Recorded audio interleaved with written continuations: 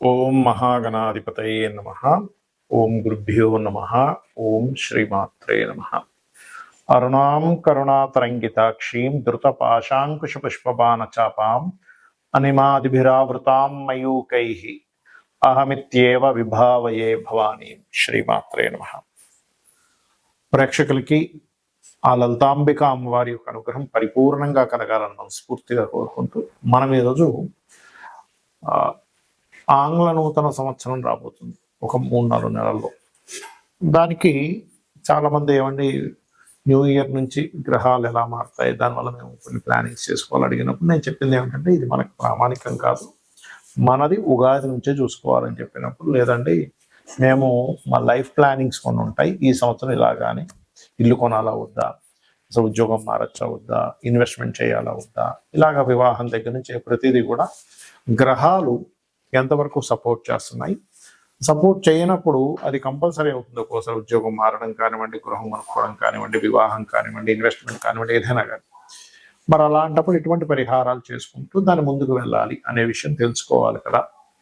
కాబట్టి మీరు కాస్త చెప్పండి అని చెప్పి నన్ను చాలామంది అడగడం వల్ల ఆంగ్ల నూతన సంవత్సరం యొక్క జనవరి నుంచి డిసెంబర్ వరకు ఉన్నటువంటి గ్రహస్థితిని అనుసరించి చెప్పడం జరుగుతుంది. అయితే ఈ విషయాలు చెప్తుంది నేనైనప్పటికీ కూడా చెప్పిస్తుంది సాక్షాత్ లలిత అమ్మవారిగానే భావిస్తే అసలు గ్రహాలు ఎలా మారుతున్నాయి ఈ న్యూ ఇయర్ చూద్దాం. ఇక్కడ చూసుకున్నట్లయితే మనకి నూతన సంవత్సరం ప్రారంభంలో అంటే జనవరి 1వ తేదీకి 1 డిగ్రీలో ఉంటున్నాడు శని. ఎందుకంటే ఈయన వక్రగతి మళ్ళీ ముందుకు వెళ్ళాడు కదా.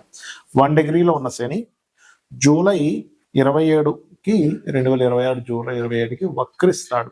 వక్రించి అతని వక్రత్యాగము 10th డిసెంబర్ రోజు వక్రత్యాగం అనేటువంటిది పోతుంది, గుర్తుపెట్టుకోండి. రైట్. ఇక అలాగే మేజర్ ప్లానెట్ శని, రెండవది మేజర్ ప్లానెట్ అయినటువంటి గురువు మనకి జనవరిలో 27 డిగ్రీల్లో ఉంటున్నాడు మిథున రాశిలో. అలా ఉన్నటువంటి గురువు పర్టికులర్గా జూన్ 2వ తేదీకి కర్కాటకంలో కానీ ఉచ్చస్థితిలోకి వస్తున్నాడు. ఆ ఉచ్చస్థితిలోకి వచ్చినటువంటి గురువు మరలా ఎంతవరకు ఉంటాడు ఆ కర్కాటక రాశిలో అంటే 1 నవంబర్ 2026 వరకు ఉంటాడండి. అంటే 1 నవంబర్ 2026కి మళ్ళీ సింహంలోకి వెళ్ళిపోతున్నాడు.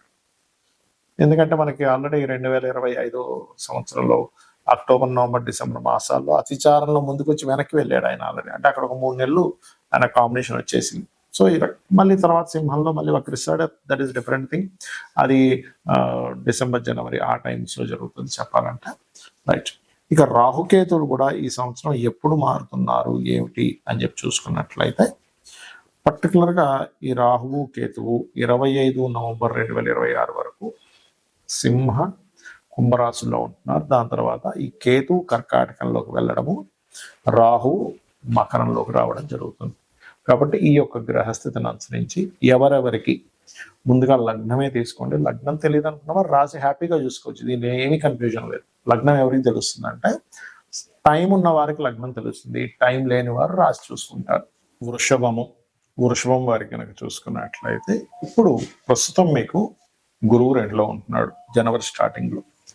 ఈ గురువు 2లో ఉన్నటువంటి గురువు చక్కగా జూన్ 2వ తేదీ 2026 వరకు అక్కడే ఉంటాడు. కాబట్టి జూపిటర్ 2nd హౌస్లో ఉండడం అనేటువంటిది ప్రత్యేకంగా మీకు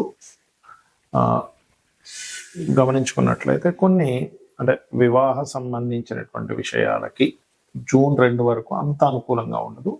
జూన్ 2 తర్వాత అనుకూలంగా ఉంటుంది. కానీ ఫైనాన్షియల్గా మాత్రం కుటుంబ స్థానము అదేవిధంగా ధనస్థానంలో ఉన్న గురువు ఖచ్చితంగా ఫైనాన్షియల్గా మంచి గ్రోత్ ఇస్తాడు, అందులో ఎటువంటి డౌట్ లేదు.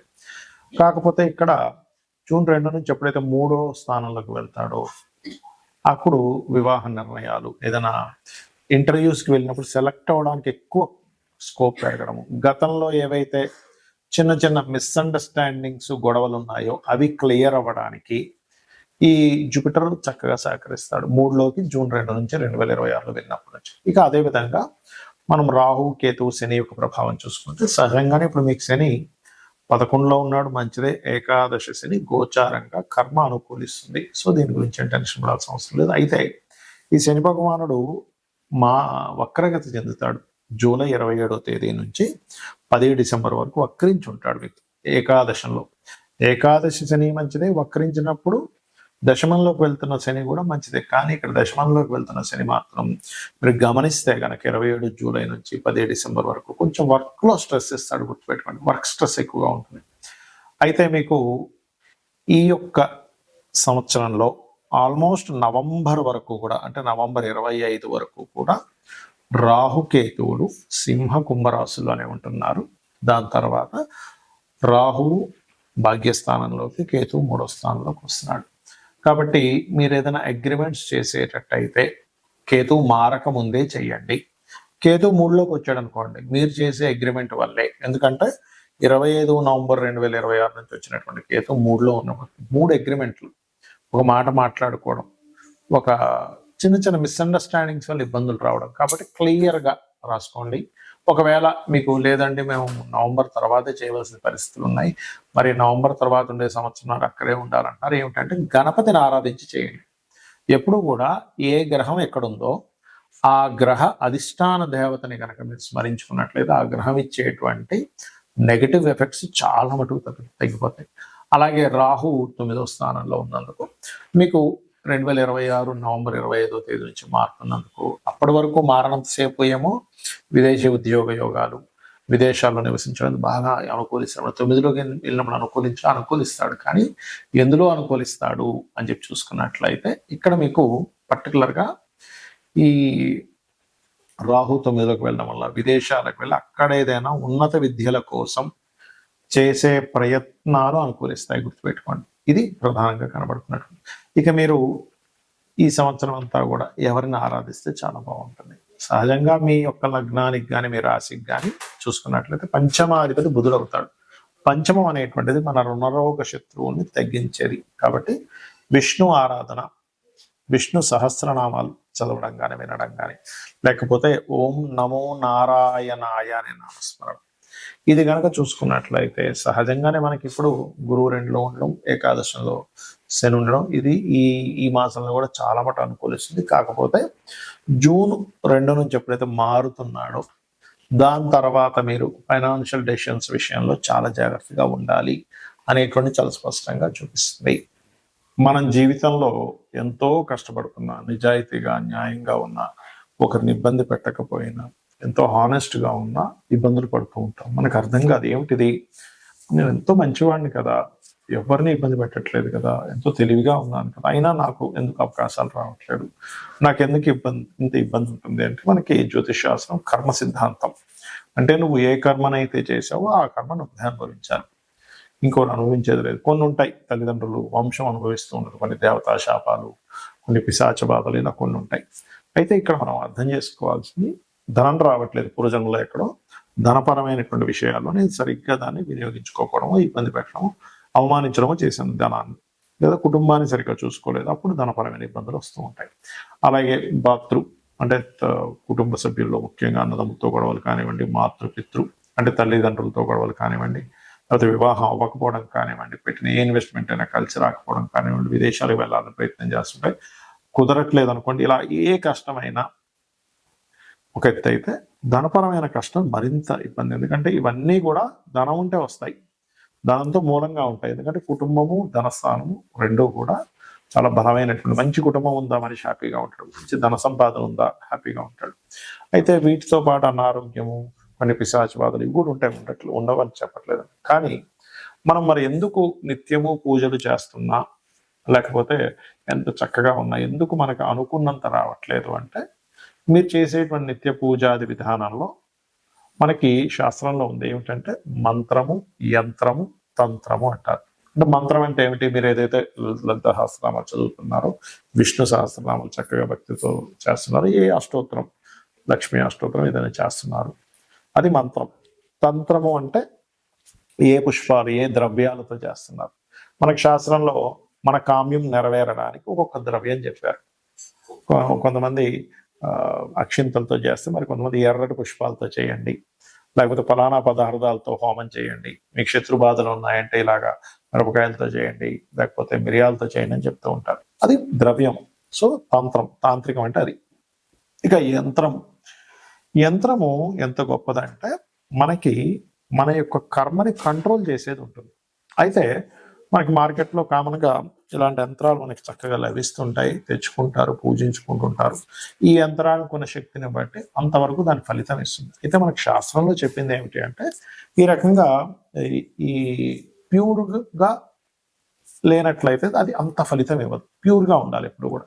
మనకి ఎనీ ప్రోడక్ట్ చూడండి, అది ప్యూర్గా ఉందా లేదా, అది ఎంతవరకు బలం చూపిస్తుంది అని చూస్తూ ఉంటాం కదా. ప్యూరిటీకి ఎక్కువ నాణ్యత, ఎక్కువ కాలం మనడము, దాని ఎనర్జీ ఎక్కువగా ఉండడం జరుగుతుంది. మన అందరికీ తెలుసు. ఆర్గానిక్ ఫుడ్ కానివ్వండి, మనం వాడే ఏ వస్తువైనా కానీ, ఒక లెదర్ బ్యాగ్ కానివ్వండి కదా. అలాగే శాస్త్రంలో వెరీ క్లియర్గా ఇలా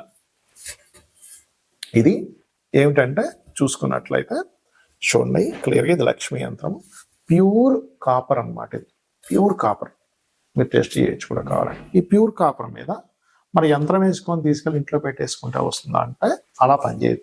మనకి చాలా మంది పాపం అమాయకంగా మార్కెట్లో ఏది దొరుకుతుంది కదా అని తీసుకెళ్ళి పూజ చేసేసుకుంటారు. ఇది పూజ చేసుకున్నందుకు కొంత ఫలితం ఇస్తుంది, నేను ఇవ్వదు అని చెప్పట్లేదు. కానీ ఇదే యంత్రంలో కనుక మీరు చక్కగా దీనికి పంచవాసములు అంటారు. అంటే ధాన్యవాసము అంటే ధాన్యంలో ఒకరోజు పెడతారు, పుష్పవాసం పుష్పాల్లో ఒకరోజు పెడతారు కొన్ని మంత్రాలు చదివి, అలాగే జలావాసము జలంలో కొన్ని రోజులు పెడతారు, అలాగే క్షీరావాసము, భూవాసం, ఇలా 5 వాసములు చేసినప్పుడు దీనికి ఒక శక్తి వస్తుంది. ఇలా 5 వాసాలు చేసినటువంటి యంత్రానికి రుద్రాభిషేకం చేస్తారు. ఏకాదశ రుద్రాభిషేకం, సహస్ర రుద్రాభిషేకం చేసేవారు కూడా ఉంటారు. అలా చేసి కొన్ని జపాలు, కొన్ని రోజుల పాటు జపం చేసి ఈ యంత్రానికి శక్తిని చేకూరుతారు. ఈ పద్ధతి మనకి ఆలయాల్లో పెడుతూ ఉంటారు. మీరు గమనించండి, ఇప్పుడు మనకు మన రాముడి విగ్రహం పెట్టేటప్పుడు కూడా కొన్ని వేల సంఖ్యలో, కొన్ని లక్షల సంఖ్యలో జపం చేసి దానికి పెట్టారు. ప్రతి ఆలయంలోనే మనకి ఆదిశంకరాచార్యులు వారు కూడా యంత్ర స్థాపనలు చేశారు. తిరుపతిలోని చాలా ప్రదేశాలు. అంటే అది ఆకర్షణ ఇస్తుంది. ఆకర్షణ ఎప్పుడైతే ఎక్కడైతే ఉంటుందో, ఎందుకంటే కుజుడు ఆకర్షణ కారకుడు, కుజుడికి సంబంధించిన మెటల్ ఈజ్ కాపర్. కాబట్టి ఇక్కడ మీరు అర్థం చేసుకోవాల్సింది ఏంటంటే, మీరు అనుకున్నంత స్థాయికి మీరు వెళ్ళలేకపోతున్నారు, మీరు ఇంకా రీచ్ అవ్వలేకపోతున్నారు, ఎంత ధర్మంగా ఉన్నా, ఎంత కష్టపడుతున్నారు అంటే మన కర్మ అడ్డుపడుతుంది. కర్మని తొలగించేటువంటి శక్తి కుజుడికి ఉంటుంది. అంటే కుజుడు అంటే ప్రయత్నం. అందుకే నువ్వు ప్రయత్నం చేయి, నీకు గ్రహాలు కూడా అనుకూలిస్తాయంటూ ఉంటారు. అంటే కుజుడు ప్రయత్నం, కుజుడు కష్టపడి చేసేది, ఎలాగైనా సరే విక్టరీ అవ్వాలని. అందుకే చూడండి, ఎవరికైనా కుజుడు స్ట్రాంగ్గా ఉంటే వాళ్ళు ఈ యొక్క స్పోర్ట్స్లో రాణిస్తారు. సరే, ఏంటంటే కర్మకారకుడు, ఆయన మనకేం శత్రువు కాదు, మన కర్మ మనకు అందిస్తున్నాడు. మనం ఒక రక్షణ కవచంగా మనం ఏర్పరచుకోవాలంటే మంత్రం, తంత్రం, యంత్రం. సో ఈ యంత్రాన్ని పెట్టుకొని మీ గోత్రనామాలతో చేయించుకొని మీరు కనుక ఇంట్లో పెట్టుకొని మీరు కనుక దానికి రోజు నిత్య అనుష్ఠానం అంటారు, పొద్దున్న సాయంత్రం చక్కగా పూజ చేసుకోవడము, దానికి నైవేద్యం కొబ్బరికాయను కొట్టచ్చు. పంచోపచార పూజ, ఏదో పెద్ద పెద్ద పూజలు ఏం అక్కర్లేదు. చక్కగా పంచోపచార పూజ అంటే గంధము, పుష్పము, అదేవిధంగా నైవేద్యము, ధూపం, దీపం, భక్తి శ్రద్ధలతో కనుక చేయగలిగితే మీరు పడేటువంటి కష్టానికి ఫలితం ఉంటుంది, గుర్తుపెట్టుకోండి. అయితే ఇక్కడ ఏంటంటే మనం తీసుకునేటువంటి యంత్రం దాన్ని ఎంత ఇదిగా క్రియేట్ అవ్వాలి. ఇప్పుడు చూడండి, ఒక సిమ్ కార్డు ఉంది, మనం వెళ్ళి సిమ్ కార్డు కొనేసుకొని మనం ఫోన్లో పెట్టుకుని పని చేయదు. ఎందుకు పని చేయదు? దాన్ని అది యాక్టివ్ అవ్వలేదు. సరే, యాక్టివ్ అయ్యింది, మంచి సిమ్ కార్డు తీసుకోవాలి. అంటే అలాగా మంచి సిగ్నల్స్ వచ్చే కంపెనీ తీసుకుంటాం, లేకపోతే సిగ్నల్స్ సరిగ్గా రావు. అలాగే సిమ్ కార్డు వేసుకున్న తర్వాత మళ్ళీ ఎవ్రీ మంత్ రీఛార్జ్ చేయడము, లేకపోతే ఫోన్ ఛార్జింగ్ పెట్టడము, ఎవ్రీ మంత్, లేకపోతే దానికి డాటా కొన్ని ఉంటాయి, అవన్నీ రీఛార్జ్ చేస్తుంటాం. అంటే అలాగే మనం ఏదో ఇంట్లో యంత్రాన్ని పెట్టేసుకోవడం కాకుండా ఈ యంత్రానికి సరిగ్గా పరివార దేవతలు ఎవరు, ఎటువంటి బీజాక్షరాలు, ఎటువంటి సమయంలో యంత్రం వేయాలి, దీనికి ఎలాంటి వాసాలు చేయాలి, దాని తర్వాత మనం తెచ్చుకొని ఇంట్లో పెట్టుకున్నాక కూడా దాన్ని ఎలాగా చేసుకోవాలనేటువంటి సరైన పద్ధతి కనుక చేసినట్లయితే మనకి, మన కర్మలకి, మనలో కూడా బుద్ధి చైతన్యం, అంటే నేనేం చేస్తున్నాను ఒక క్లారిటీ, నేను ఎలా కష్టపడాలని ఒక క్లారిటీ, ఏ రకంగా ఉండాలనేటువంటి ఒక క్లారిటీ ఆ యొక్క అమ్మవారు మన బుద్ధి అందు ప్రవేశపెడుతుంది. తద్వారా మనం జీవితంలో కష్టాల నుంచి బయటపడగలుగుతాము. శ్రీమాత్రే నమః.